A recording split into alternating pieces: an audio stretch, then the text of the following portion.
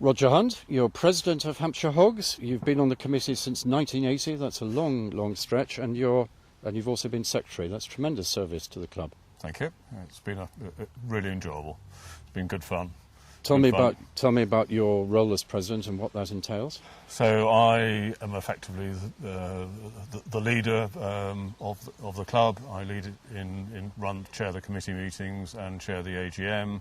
And look after the governance of the club to make sure we're going in the right direction in terms of its governance and strategy for the future.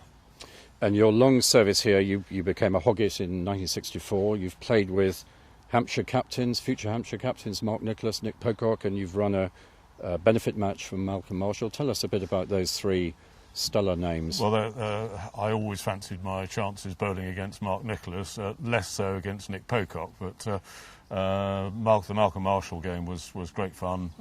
That was one of a number of Hampshire beneficiaries that we've had, and he was absolutely joy to come along. He played it in a good spirit and with a lot of fun, and was a really super guy. So he's a great loss to the game. And did you manage to probe technical weaknesses in Mark Nicholas's game? Well, I always enjoyed bowling to him with the in-ducker going, being left arm, and then getting the one to go away. So that was always was fun. So we had one or two duels, also Cricketer Cup as well. So fantastic, yeah, it was fantastic. Good fun. Yeah. And now you've, with your left-arm quick bowling, you've taken 501 wickets. Now you're right up amongst the leading wicket takers, but no chance of seeing you on the green sward again? Sadly not. The last game I played, I think, was against the Bradfield Waifs, and then the hips gave out, so that was a long time ago. 925, I think, probably was my last game, so yeah.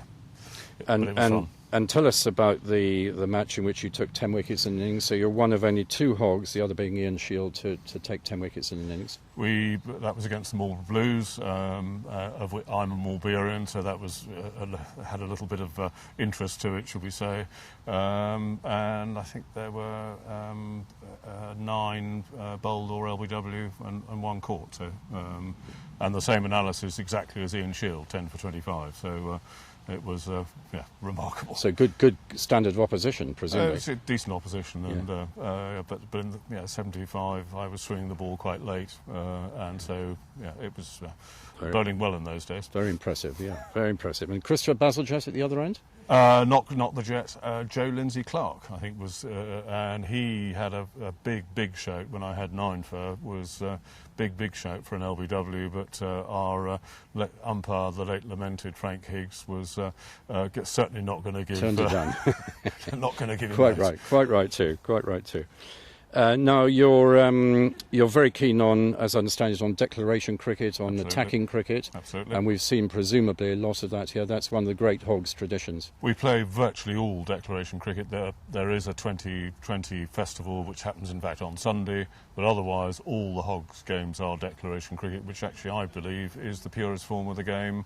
It is a mini test match in a day, and with the excitement of declaration and the decision making that the captain has to make, that adds so much more spice as opposed to a limited over game where you have A, limited overs, and B, restrictions on fielding and so on. So to my mind it's a much purer game. Yeah, indeed. And tell us about the tours. I gather you've been on a number of Hogs tours. Yes, I've toured the Channel Islands in 1970, which was tremendous fun and a real eye-opener because I was only 19 at that stage. In Barbados, where in fact we saw the young Malcolm Marshall practicing outside with a tennis ball, and we said, "Who's this guy?" And they said, "Oh, that Malcolm Marshall. He's going to Hampshire next year," and sure enough, he was. Fabulous. And then that game, we were playing Spartan, the Barbados champions, and they had a whole load of non-Packer tourists going over to India playing, and I had to bowl the last over of my 8 to David Holford, Gary Sober's nephew. My analysis before that was, I think, 7 overs, 2 for 24. At the end of the 8th over, it read 8 overs, 2 for 48. You're lucky you didn't come up against Sobers himself. Indeed. So and then Australia was a fantastic tour. We played in Sydney, Adelaide and Perth, and actually we won more games than we lost comprehensively, and I had the pleasure of having Kim Hughes caught second gully. Brilliant, So brilliant. that was again a little sort of Brilliant. memory in the cricketing annals personally. Now, you've got a famous sporting name, both Christian name and surname. When you go around the world, do people look at you and say, are you the World Cup 1966 winning inside forward? They've asked the question, and always A, I'm younger than him, and B, I was hopeless at football, so the answer is no. And Roger, you're an MCC member. Yep. Now, MCC are no longer playing here. Yep. Is it very much the Hogs policy that every side who plays here should pay their match fees and pay their own way? Indeed. I think we regard the MCC club as a club side, and their players are just the same as we are. We expect when we go and play away games to pay a match fee to cover the cost of lunch and tea, etc. And that's what we asked of the MCC.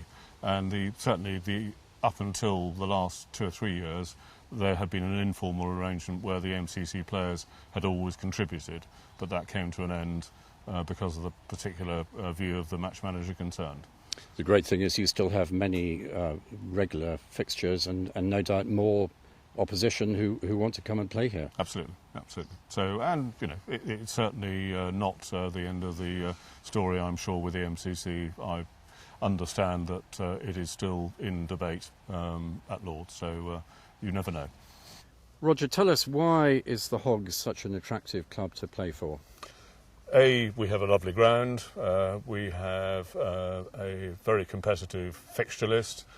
We played declaration cricket, as mentioned before, and I think particularly suited for those people whose careers or family life just doesn't work to play cricket every weekend, and therefore they can pick and choose in the games in which they'd like to play, and that suits a lot of people, and particularly as the people's careers blossom, and certainly we will be targeting for new members in the sort of late 20s to 45 bracket, something like that, to come along and play hog cricket.